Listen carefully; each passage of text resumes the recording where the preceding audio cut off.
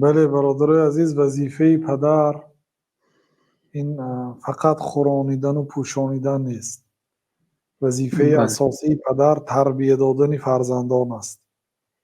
امام بخاری گفتن که باب تعلیم الرجل اهله و امته، باب آیدی تعلیم دادن مرد اهل و عائله خویش را، یعنی واجب است که برای اهل و عائلش تعلیم دهد. اگر اهل و عائلش در یک شبانه روز 2 مرتبه یا 3 مرتبه حاجت طعام خوردن داشته باشند، در تمام احوالشان حاجت به علم دارند، محتاج هستند. بنابراین پدرها و مادرها وظیفه دار هستید که تعلیم گیرید. اگر تعلیم نداشته باشید میتونید خودتان گیرید و بعد تعلیم دهید. اگر در صورت یگان استاد اجاره گرفتن نداشته باشید، امکانیت نداشته باشید، میتونید از درس های اینترنتی استفاده برید، در نزد کودکتان همراه نشسته آموزید، یافتن ممکن است. به هر حال کاری کنید که شما فقط با امید رزق و روزی و کسب و کار نشوید. اساس تعلیم نیک دادن برای فرزندان است. ما وقتی که سالهای 2015 16 در زندان بودیم، یک انسان بود در زندان ما که به سبب علاقه زنا با خواهرش زندانی بود. ولی دیروز بعضی برادرها از بعضی زندان‌ها خبر دادند که حتی در زندان مللیت که میگن نابالغان، یعنی قریب اطراف 100 نفر کودکانی هستند که یعنی با همین جرم ها آمدگی هستند. بعضی پدر و مادرها هم شکایت کرد که فرزندم، پسرم با دخترم همین کار رو کرده است و پسرم مهلتی دراز محبوسی شد، زندانی شد. برای من 2 طرفه و 3 طرفه بلای مصیبت آمد. هم از یک طرف جبر دیده بودم، هم از یک طرف فرزندم زندان شد، هم یک عار و ناموس بود. ولی این بی اهمیتی هست. اگر خانه یک انسان آتش گیرد، او میگن که خانهش سوخت است، گویا که تمام دین و دنیاش سوخت. بگی خانه‌تان اگر واقعا سوزد، هر یک مصیبت در قفاش خوبی دارد، شاید اون خانه نو میشد، الله تعالی عوضی نیک میدهد. لیکن وقتی که حقیقی سوزد مانند این خیل حادثه ها، همسران آدم ها 20 سال در روسیه بوده، زنش در مدتی در آخر عمرش نبیردار زنا کرد، از تمام کشور، تمام دیه، تمام شهر فهمیدین، خیش و تباراش مصلحت می‌بود که اجازت است که همون رو با قتل رسانیم. اما تا همین زنا کردن شما در کجا بودید؟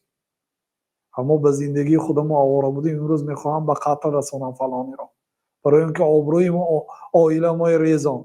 یا زنگ میزنن از مهاجرت که همسرم به همین خیل کارا دست چیکار کنم. برای همین برادرای عزیز، اساس این نه، اساس پول و مال نیست. پیشینه مردم سرشان بریده شدنش برایشان سبکتر بود این که عائله آنها زنا کند، ناموس آنها ریزد، شرف آنها ریزد.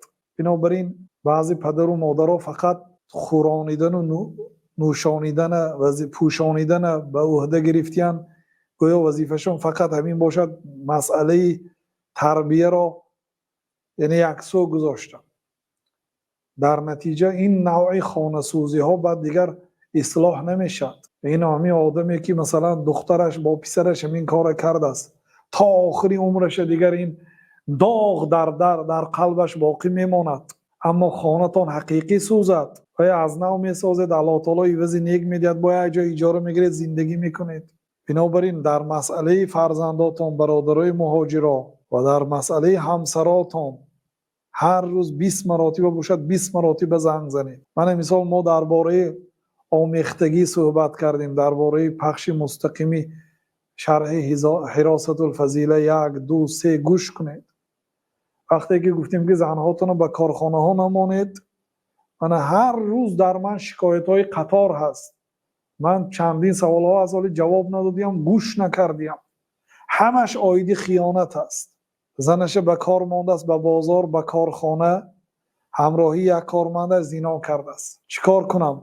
طلاق دهم یا نه؟ گفته به من مراجعت میکنم. یا مثلا یگان نصیحت هست، مثلا در آتش سوخته ایستادم، همسری دوست داشتم که من امروز در غریبی برای آبادی وی شب و روز مهنت میکنم، او با فلانی مرا خیانت کرده است. بنابراین برادرای عزیز، زنگ زنید به خانه هاتون، زنگ های ویدیویی کنید، همیشه از پی آنها شوید، پدر و مادر و خویش و تبارای باخبر کنید، همیشه از آنها شما. من یعنی 1 سال 2 سال کار کرد، برای ایجارتان یاردم کرد، برای زندگیتان کمک شد، لیکن امروز که زنا کرد چی فایده؟ اون زنک بی عقل است، اون زنک هم نفس دارد، اون مرده که بیگانه گپای خوب میگد. مردک ها همین خیلی است، برای زنی خودش گپی خوب نمیگه، لیکن برای زنهای بیگانه گپی خوب میگد، معامله نیک میکند، کار میکنه به دامش میافتاند. ولی بعضی ها اعتراض کردن که زنی نیک در بین 1000 کس باشدم خیانت نمیکند. بله، لیکن این نادر است، خلاف طبیعت زن است. بری پنبه آتش نباید فروخت، که تا چشم بر هم زنی خانه سوخت. باید میگن در بری آتش پخته گذاشته نشود، یا در بری پخته باید آتش درگیرانیده نشود. بری پنبه آتش نباید فروخت، که تا چشم بر هم زنی خانه سوخت.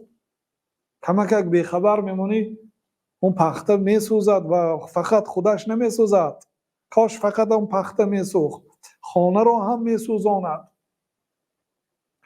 گفت بابا چون کنم پرهیز من، آتش و پنبه است آخر مرد و زن. مثالی مرد بیگانه و زنی بیگانه مثال آتش و پنبه است. آتش و پنبه است آخر مرد و زن.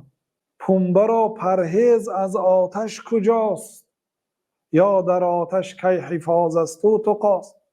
ما اگر پخته گوییم که ای پخته، ما حالی تو در بین آتش میپرتم با نسوزی.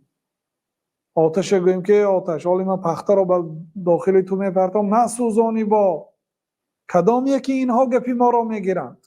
بنابراین الله تعالی برای مردها قوت داد که آنها اهل عائله خود را با زندگی تأمین کنند. بله، زنها هم اگر ضرورت آمد میتونن کار کنند، لیکن کوشش کنید در جایهای، یعنی که زنها در باغچه کودکایی که مثلا نابالغ هستند و در اونجا مردها نیست، در منطقه هایی که زنها کار میکنند در اونجاها کار کنید. طبیب ها مثلا در عمومی قسم زنانه کار کنید که در آنجا مرد نباشد. یعنی یک کوشش کنید.